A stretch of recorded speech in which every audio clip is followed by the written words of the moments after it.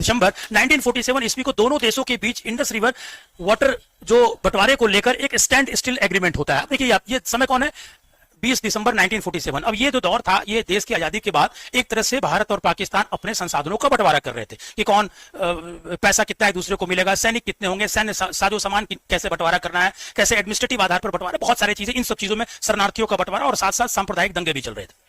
तो ये सारी घटनाएं उस समय चल रही थी। तो भारत सरकार ने एक, और पाकिस्तान जो उस समय बन चुका था, स्टैंड स्टिल एग्रीमेंट हुआ, ठीक है। और इस स्टैंड स्टिल एग्रीमेंट में कहा गया कि ठीक है, आपको पानी, पाकिस्तान वाले हिस्से को, नहर को, पानी को बंद नहीं किया जाएगा, पानी आपको मिलता रहेगा। परंतु ये कब तक, ये स्टैंड स्टिल एग्रीमेंट था 31 मार्च 1948 ईस्वी तक, ठीक है। अब 31 मार्च 1948 ईस्वी जैसे हुआ, ये स्टैंड स्टिल एग्रीमेंट की समाप्ति हो गई। अब जब समाप्ति हो गई तो भारत का जो पंजाब का क्षेत्र है, वहां से पाकिस्तान की नहरों में जाने वाले जल को क्या किया जाने लगा, रोका जाने लगा।